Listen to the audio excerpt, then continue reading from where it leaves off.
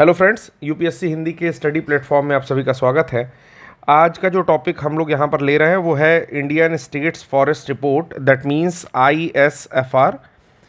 और ये 2021 में आई हुई रिपोर्ट हम लोग डिस्कस करेंगे और 2 वर्ष पर जारी होती है, तो इस साल फिर जारी होने की संभावना है। अगर वो एग्जामिनेशन से पहले आता है 27 अक्टूबर, जो कि यूपीपीसीएस के लिए निर्धारित डेट है, तो हम लोग उसको भी सिमिलर वे में और ब्रॉडली एक ब्रॉड पर्सपेक्टिव में उसको कवर करेंगे।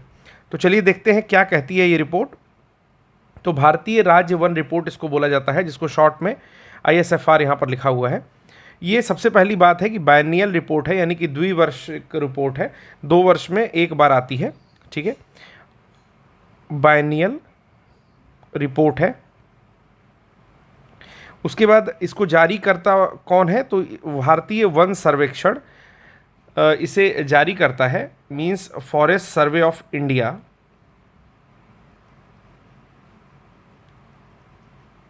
इसको जारी करता है और ये किसके अंडर में, किस मंत्रालय के अंडर में काम करता है, तो ये काम करता है पर्यावरण, वन एवं जलवायु परिवर्तन मंत्रालय के अंडर में। कुछ और बातें जानते हैं कि सबसे पहले ISFR की रिपोर्ट कब आई थी। तो 1987 में सबसे पहले ISFR की रिपोर्ट को जारी किया गया था।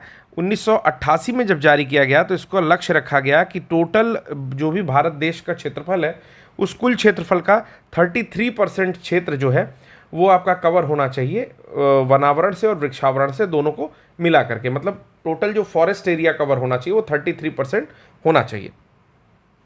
इसमें 2 तरह की चीज़ें इंक्लूड की जाती हैं, वनावरण और वृक्षावरण। वनावरण क्या होता है?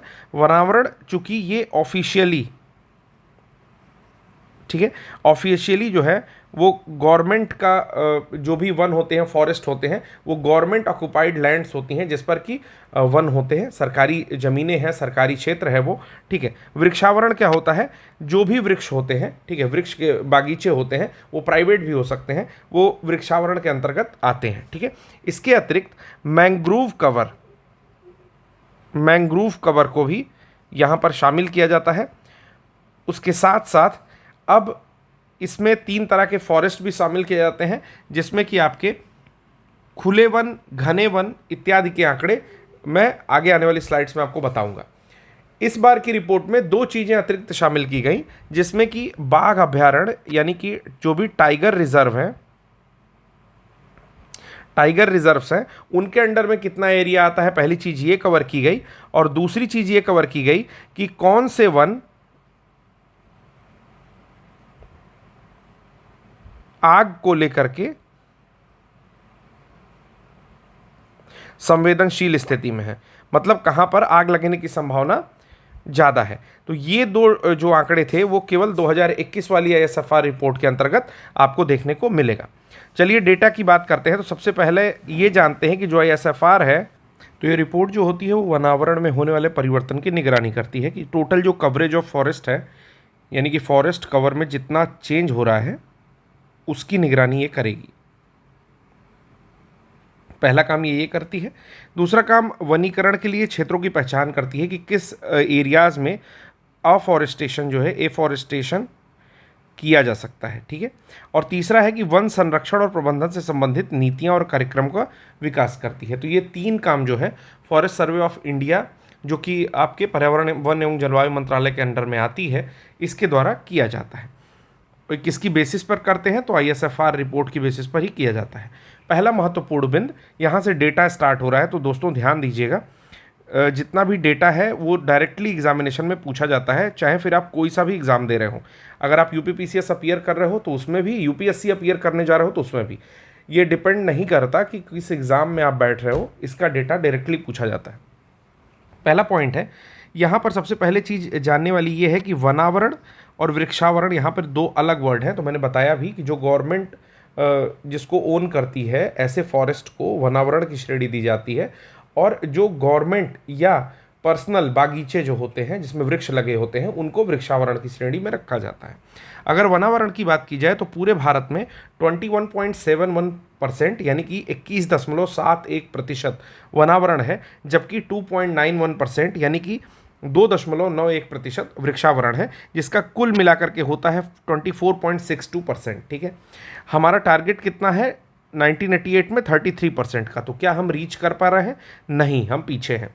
अगर मैंग्रोव कवर की बात की जाए तो टोटल एरिया के 0.15% पर मैंग्रोव कवर है। अगर इसको किलोमीटर में बदला जाए तो 4992 स्क्वायर किलोमीटर में आपके मैंग्रोव कवर पाए जाते हैं। मैंग्रोव्स क्या होते हैं? मैंग्रोव्स जल में उत्पन्न पेड़ होते हैं, ऐसे पेड़ जो कि आपके आने वाली बाढ़ों को रोकते हैं, जो आपके चक्रवात होते हैं, तूफान होते हैं, उनसे लड़ने में मदद करते हैं। वहाँ पर कई विशेष प्रजातियाँ पाई जाती हैं, ठीक है। तो मैंग्रोव्स एक एरिया होता है। वेस्ट बंगाल में सबसे ज़्यादा मैंग्रोव्स पाए जाते हैं। अगर बात की जाए आग के प्रति अत्यंत संवेदनशील, ये वर्ड अत्यंत संवेदनशील याद रखिएगा।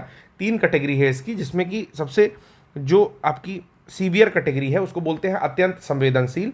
तो ये 35%, 46% जो टोटल वन है वो आग के प्रति संवेदनशील है, ठीक है। चलिए अगला पॉइंट देखते हैं इसमें। अगर क्षेत्रफल की बात करें, वन क्षेत्र के क्षेत्रफल की बात, तो सबसे ज़्यादा जो आपका एरिया है वो परसेंटेज की बात नहीं कर रहा मैं, क्षेत्रफल की बात कर रहा हूँ। सबसे ज़्यादा एरिया है मध्य प्रदेश में। मध्य प्रदेश में वनों का जो क्षेत्रफल है वो सबसे ज़्यादा है। फिर है आपका अरुणाचल प्रदेश में और तीसरे नंबर पर है आपका छत्तीसगढ़ में, ठीक है। तो 3 स्टेट का नाम आप याद रख लीजिएगा, ठीक है। मैक से भी याद रख सकते हैं, MAC, ठीक, या आप डायरेक्टली याद कर सकते हो मध्य प्रदेश, अरुणाचल प्रदेश और छत्तीसगढ़। यहाँ पर टोटल जो एरिया है वनों का वो सबसे ज़्यादा है। अगर घटते हुए क्रम की बात की जाए तो हरियाणा में सबसे कम वन है, ठीक है। टोटल स्टेट्स के अकॉर्डिंग देखा जाए तो सबसे कम वन जो है एरिया वाइज वो है हरियाणा में। उससे अधिक है आपके पंजाब में, ठीक है, मैं इसको PB लिख रहा हूँ। और तीसरा है गोवा, ठीक है। तो ये 3 स्टेट है हम लोग की जिसमें क्रमशः सबसे कम है। सबसे कम आपका हरियाणा में, उससे अधिक है पंजाब और उससे अधिक है गोवा। ये लास्ट के 3 स्टेट है जहां पर फॉरेस्ट कवर ISFR की रिपोर्ट के अनुसार सबसे कम है। अगर बात किया जाए प्रतिशत की तो 1% में सबसे अधिक प्रतिशत है आपका मिजोरम का, जिसको हम लोग यहाँ से भी देख सकते हैं 35.2% जो है मिजोरम का परसेंट है। उसके बाद आता है आपका अरुणाचल प्रदेश का, मतलब इस 100% में, ये अगर इसको 100 मानोगे तो उसके हिसाब से इसका डिस्ट्रीब्यूशन यहाँ पर दिया हुआ है। लेकिन एक्चुअल में हम लोग को ये पढ़ना है कि मिजोरम 84.53% के साथ सबसे ज़्यादा परसेंटेज ऑफ जो वन है फॉरेस्ट है वो रखता है। याद रखिएगा ये परसेंटेज पर बात कर रहा है, ठीक है। दूसरे नंबर पर अरुणाचल प्रदेश है। तो इसको इसलिए याद करना है क्योंकि एरिया वाइज भी अरुणाचल प्रदेश सेकंड नंबर पर आता है और परसेंटेज वाइज भी अरुणाचल प्रदेश सेकंड नंबर पर आता है। तीसरा है मेघालय, तो यहाँ पर आपका बनेगा मीज़ो, ठीक है। उससे अधिक है आपका अरुणाचल में, कम है अरुणाचल में और उससे कम है मेघालय में, ठीक है।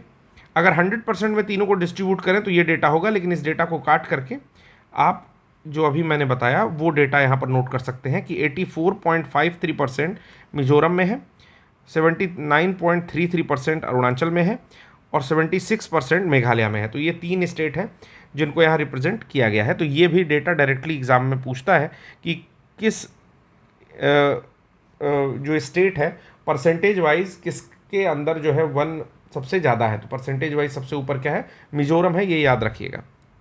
अब बात की जाए अगर वनावरण में बढ़ोतरी की तो आंध्र प्रदेश, तेलंगाना और उड़ीसा यहाँ पर 3 स्टेट हैं जिनके अंदर सबसे ज़्यादा बढ़ोतरी हुई है, ठीक है, क्रमशः। तो आप देख सकते हैं कि जो आंध्र प्रदेश है उसमें सबसे ज़्यादा बढ़ोतरी हुई है। कितनी हुई है ये भी मैं आपको एरिया वाइज बता देता हूँ। तो आंध्र प्रदेश में जो हुई है वो हुई है 647 स्क्वायर किलोमीटर, नोट डाउन करिएगा अपनी कॉपी पे, ठीक है। फिर तेलंगाना में हुई है, तेलंगाना में हुई है 632 स्क्वायर किलोमीटर और तीसरे नंबर पर उड़ीसा में हुई है 537 स्क्वायर किलोमीटर। तो ये भी डेटा काफ़ी इंपॉर्टेंट है। अगर आपसे पूछा जाए कि वनावरण में वृद्धि किस किस स्टेट में सबसे ज़्यादा हुई है, मैं यहाँ पर प्रतिशत की बात नहीं कर रहा हूँ, मैं यहाँ बात कर रहा हूँ कि एरिया वाइज सबसे ज़्यादा वृद्धि कहाँ हुई है। तो आंध्र प्रदेश में हुई है, उसके बाद आपके तेलंगाना में हुई है और उसके बाद आपके उड़ीसा राज्य में हुई है। आगे अगले टॉपिक पर बात करते हैं। अगला टॉपिक है वनों का ह्रास। आपको पता है कि बहुत सारे वनों को काटा जाता है, ठीक है, और जहाँ पर वन ज़्यादा होंगे वहाँ कटाई भी अपेक्षाकृत ज़्यादा होती है। तो उस तरह से अगर आइडिया देखा जाए जो मैंने अभी आपको बेसिक बताया उसके हिसाब से अरुणाचल प्रदेश में सबसे ज़्यादा वन काटे गए और यहाँ पर वनों में ह्रास जो है सबसे ज़्यादा देखने को मिल रहा है। ठीक है, दूसरे नंबर पर मणिपुर आता है। यहाँ पर दूसरे नंबर पर सबसे ज़्यादा वनों को नुकसान पहुँचा है और वनों के क्षेत्रफल में ह्रास देखने को मिला है।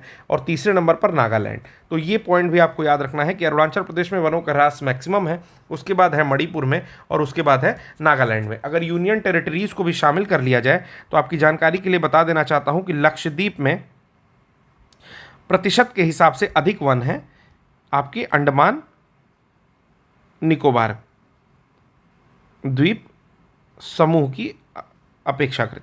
ठीक है, कितना परसेंट वन है? तो लक्षद्वीप के 90% एरिया पर वन है, जबकि अंडमान निकोबार के 81.75% पर वन है। इसको भी नोट डाउन कर लीजिएगा। ये ह्रास का पोर्शन तो नहीं है, ये ह्रास से अलग है, तो इसको उस पोर्शन में नोट करिएगा जिस पोर्शन का ये आपका डेटा है। ठीक है, फिर बात करते हैं अगला। वनों का ह्रास हमने पढ़ लिया, पढ़ते हैं मैंग्रोव वनावरण। मैंग्रोव जो है आपके सबसे ज़्यादा पाया जाता है वेस्ट बंगाल में, जिसको पश्चिम बंगाल कह रहे हैं। उसके बाद पाया जाता है आपके गुजरात में और सबसे मतलब उससे कम एरिया वाइज पाया जाता है आपके अंडमान और निकोबार में। ठीक है, तो ये 3 जगह है जहाँ मैंग्रोव सबसे ज़्यादा पाया जाता है। मैंग्रोव क्या होता है मैंने बताया, यहाँ पर मैंग्रोव की फ़ोटो भी मैंने लगाई है, तो आप देख सकते हो कि ये मैंग्रोव कैसा होता है। सुंदर वन डेल्टा आप सबने सुना होगा। ठीक है, तो सुंदर वन जो डेल्टा है वहाँ पर सुंदरी नामक वृक्ष पाया जाता है जो कि मैंग्रोव होता है। तो आपका एक फ़ोटो लगा करके मैंने दिखाने की कोशिश की है। अगला डेटा देखते हैं क्या यहाँ पर लाया हूँ मैं। तो मैंग्रोव वनावरण में वृद्धि। अब देखिए भारत में जो मैंग्रोव एरिया है वो टोटल एरिया कितना है? 4992 स्क्वायर किलोमीटर। मैंने पहले भी बताया कि टोटल एरिया है 4992 स्क्वायर किलोमीटर, यानी कि वर्ग किलोमीटर। अब इस एरिया में बढ़ोतरी भी हो रही है, कुछ इसमें इंक्रीमेंट भी हो रहा है, ध्यान दिया जा रहा है। एक स्कीम है मिष्टी स्कीम, ठीक है, उसके माध्यम से भी मैंग्रोव पर ध्यान दिया जा रहा है। तो सबसे ज़्यादा बढ़ोतरी वाला जो राज्य है वो थोड़ा आश्चर्यचकित करता है कि वो है उड़ीसा, फिर है महाराष्ट्र और तीसरे नंबर पर आता है आपका कर्नाटका। ठीक है, तो ये 3 स्टेट है जहां पर आपके वनावरण में वृद्धि सबसे ज़्यादा देखने को मिली है। ठीक है, ये डेटा भी डायरेक्टली नोट करेंगे। उड़ीसा, महाराष्ट्र और कर्नाटक में वनावरण में मैंग्रोव वनावरण में वृद्धि जो है सबसे ज़्यादा देखने को मिली है। नेक्स्ट स्लाइड देखते हैं हम लोग की क्या है। तो नेक्स्ट स्लाइड मुझे आपको बतानी है। मैंने अभी आपको बताया कि उड़ीसा, महाराष्ट्र और कर्नाटक में सबसे ज़्यादा जो है वनावरण देखने को मिला है, वनावरण में वृद्धि देखने को मिली है मैंग्रोव की।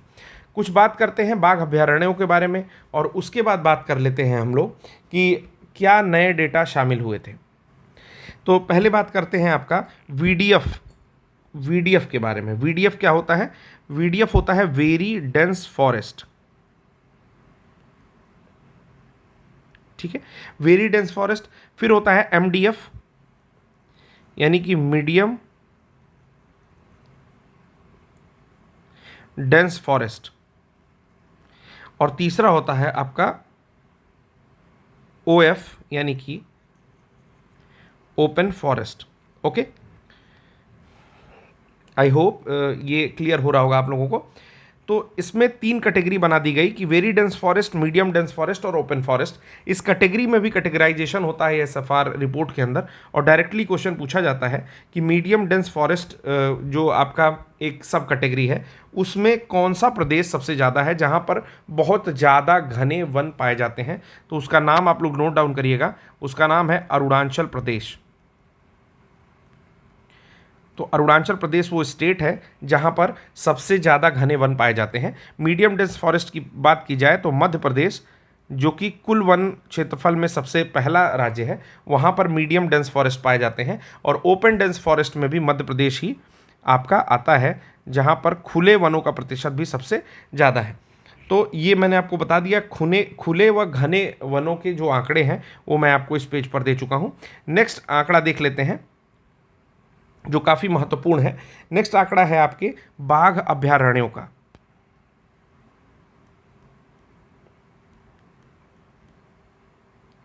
जिसको आप लोग टाइगर रिजर्व के नाम से जानते हैं। तो देखते हैं क्या डेटा है इसमें। अगर बात किया जाए पिछले 10 वर्षों के डेटा का, तो कहा जाता है कि 2011 से लेकर के 2021 के बीच जो टाइगर कॉरिडोर है, ठीक है, उसमें जंगल की जो मात्रा है वो तो आपके 37.15 स्क्वायर किलोमीटर से बढ़ गई है, जो कि कुल क्षेत्रफल का 0.32% होगा। ठीक है, इतना स्क्वायर किलोमीटर से टाइगर कॉरिडोर के अंदर जो जंगल है वो बढ़ गया है। लेकिन बाघ अभयारण्यों में जो वन क्षेत्र है वो आपका उसमें गिरावट आई है। ठीक है, टाइगर कॉरिडोर में बढ़ोतरी हुई है, जबकि जो आपके टाइगर रिजर्व्स हैं उसके वन क्षेत्र में जो है गिरावट आई है। ठीक, पहली चीज़ ये देखने को मिली। उसके बाद सबसे बड़ा नुकसान इसमें किन किन वन क्षेत्रों को हुआ है उनके नाम आप नोट डाउन करेंगे। पहला है कवल, जो कि तेलंगाना के अंतर्गत आता है।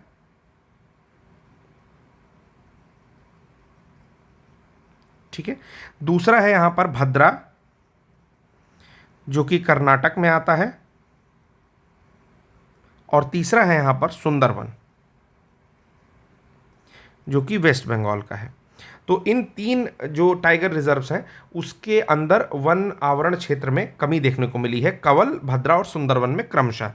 अगर बात की जाए कि बढ़ोतरी कहाँ कहाँ हुई है, तो तीन टाइगर रिजर्व्स में बढ़ोतरी हुई है, जिसमें पहला आता है आपका बक्सा या बुक्सा, जो आपका वेस्ट बंगाल का ही है।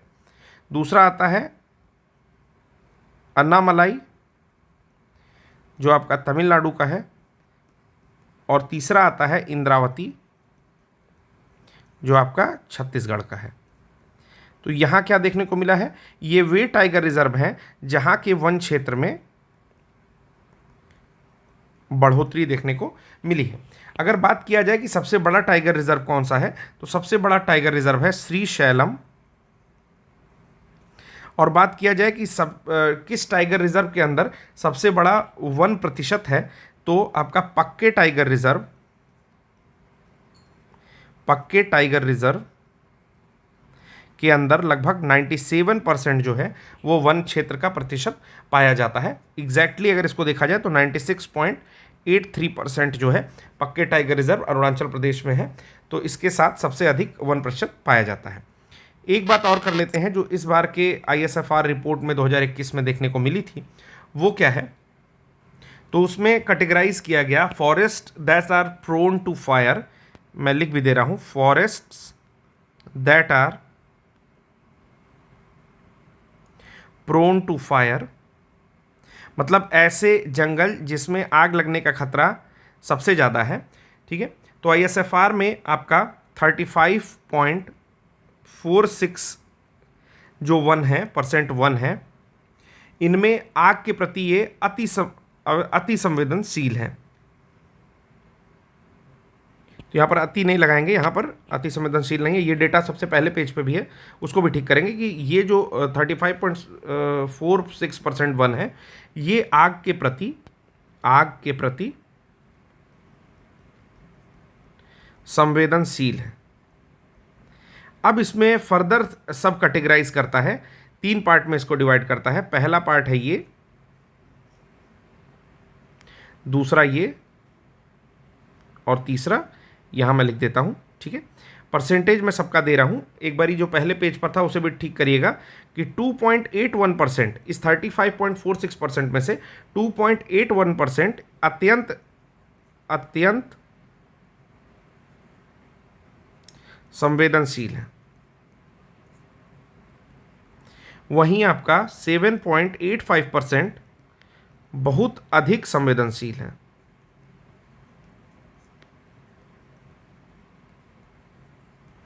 और लास्ट परसेंटेज जो है 11.51% का, ये अत्यधिक संवेदनशील है। ठीक है, तो ये परसेंटेज था बेसिकली। पहले पेज पर जो मैंने दिया था डेटा वो मैंने टोटल दे दिया था यहाँ पर, जो कि ये आग के प्रति संवेदनशील जो वन थे उनका था। इसके अलावा एक बात और कहता है, क्या कहता है कि असम, मेघालय, त्रिपुरा, नागालैंड को छोड़कर सभी राज्यों के जंगल बेहद संवेदनशील जलवायु हॉटस्पॉट होंगे, जिसमें से कि लद्दाख, जहां पर वन क्षेत्र का प्रतिशत कम है 0.1 से 0.2% है, ये सबसे अधिक इस पर जो है जलवायु के प्रभाव पड़ने की संभावना है। अगला एक पॉइंट और देख लेते हैं कि कार्बन स्टॉक क्या है। तो कहता है कार्बन स्टॉक, हमारे जो वन होते हैं वो कार्बन सिंक का काम करते हैं, यानी कि जो भी कार्बन हम लोग अपने एटमॉस्फेयर में एमिट करते हैं उनको ये पेड़ पौधे सोख करके एक कार्बन सिंक बनाते हैं।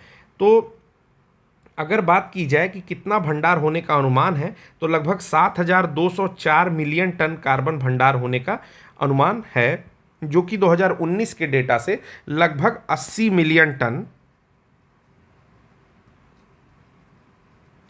कार्बन स्टॉक में वृद्धि देखी गई है। तो ये भी एक पॉइंट आपका आता है, आपको ऐसे फंसा सकता है कि 2019 की तुलना में कार्बन स्टॉक के मामले में ISFR रिपोर्ट के अनुसार कमी देखी गई है। तो जी नहीं, कमी नहीं देखी गई है, वो कार्बन स्टॉक जो है वो बढ़ गया है, यानी कि पौधे अब 80 मिलियन टन ज़्यादा कार्बन स्टॉक अपने पास रखे हुए हैं।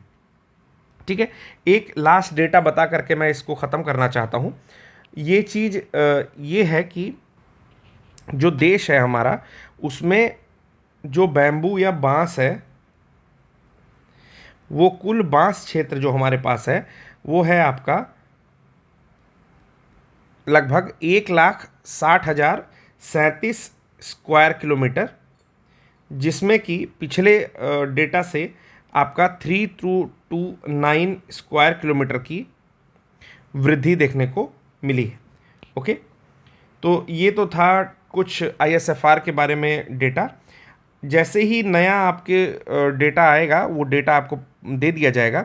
इसमें कही हुई एक एक बातें हर एक एग्जामिनेशन के लिए महत्वपूर्ण है। जो शुरू में एक गलती हुई उसे भी मैं ठीक कर दे रहा हूँ। यहाँ पर अत्यंत वर्ड नहीं रहेगा, बस ये रहेगा कि 35.46% वन आग के प्रति संवेदनशील है। तो आज के लिए बस इतना ही। इसी तरह के अन्य डेटा अगर आप लोग कमेंट बॉक्स में करते हैं तो इस तरह के वीडियोस आपके लिए लाया जाएगा, और हमारी कोशिश रहेगी कि एक एक पॉइंट उस रिपोर्ट का या उस डेटा का क्लियर कर दिया जाए। तो देखने के लिए धन्यवाद। Thank you.